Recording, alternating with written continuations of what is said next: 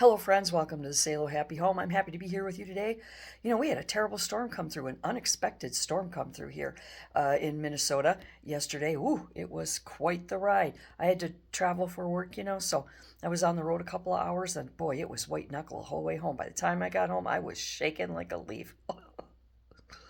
But that's not what I want to talk to you about today. I want to talk to you about super aging and another segment of our super aging. And this is going to be really quick because it's a really just brief statement. Being obese, if you are born and you have obesity, and regardless of the reason that you have the obesity, if this has been a lifelong struggle for you, it needs to be addressed. You must address this as the same as someone who's born with type 1 diabetes, or uh, you become blind, or in a wheelchair or something. You have to completely redo your whole method of living. And it's the same thing with obesity. The reason that diets don't work is because diets are not the answer. The answer is lifestyle changes. And if obesity is something that you struggle with, or you've struggled with your whole life, I've been, you know, struggling with being overweight since I was a child. And I know how frustrating it was for my family, yet they still pumped us full of junk food and fast food, and just lack of knowledge of the time. But you can't go on a diet, lose the weight, and then go back to what you were doing, because your body, your fat cells, your genetics, your brain is going to go back to what it's familiar with, what it's comfortable with. So, in order to lose weight, get to a goal weight, and maintain it, you have to make full on lifestyle changes for life.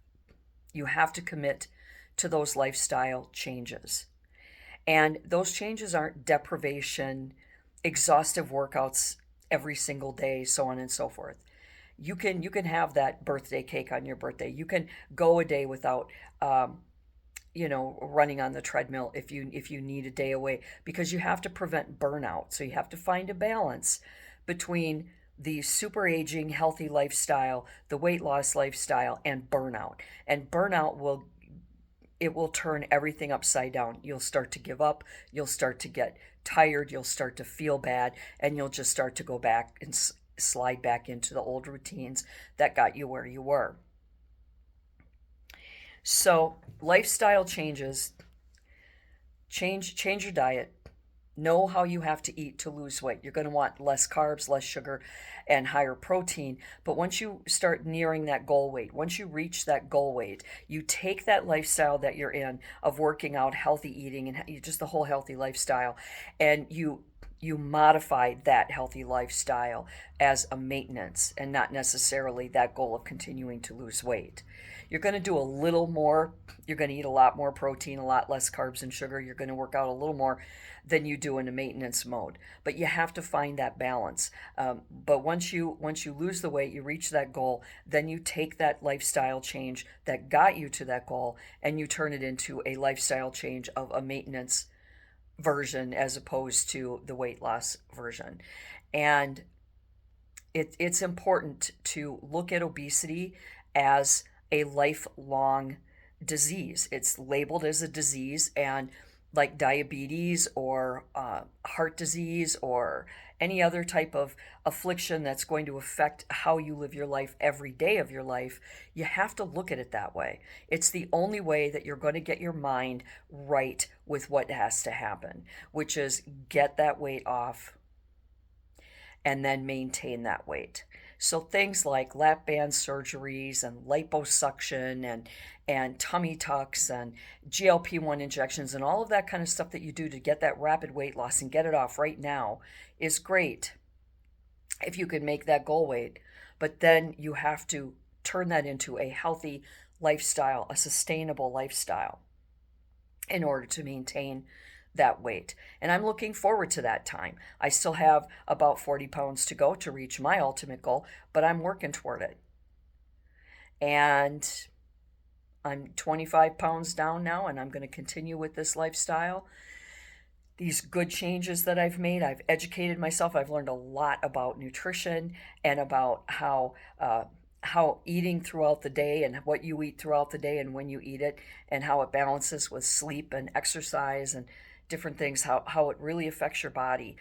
And you start to become more knowledgeable of how your body reacts to food and exercise and what works well for you and what doesn't. But I'm starting to, as I'm going through the weight loss journey, because I am a super ager and I am going to age well. And I'm going to start by getting down to a healthy goal weight.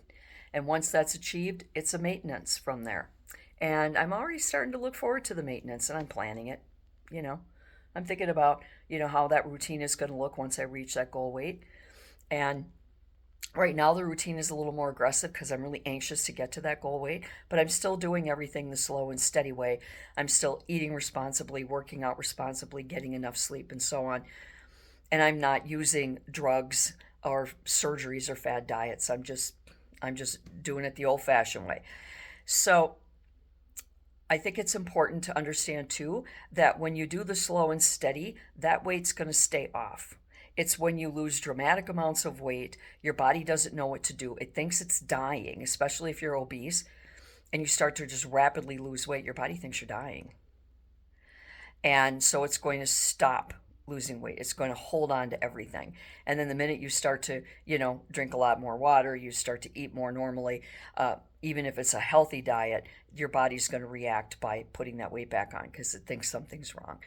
So really do your research and your homework. Do the slow and steady. But in order to be a super ager, you have to be at your goal weight. You have to be at a healthy goal weight for you.